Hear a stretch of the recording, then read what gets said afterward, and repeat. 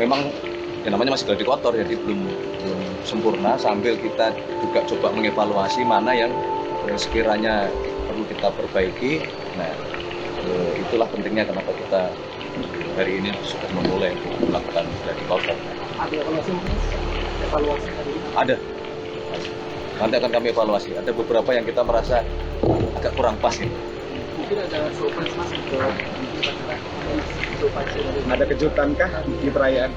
Ya, namanya surprise nanti ditunggu pas hariannya. Gitu. Ada kejutan. Kalau sudah diceritakan nggak surprise lagi gitu. untuk tamu undangan yang bakal datang itu dipastikan ada berapa totalnya untuk kejutan?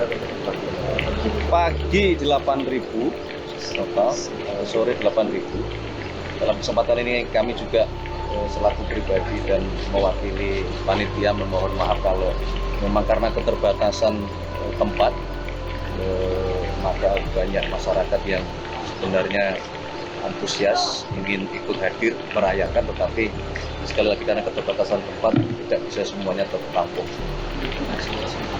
Udah full berarti Pak undangan kita. Full.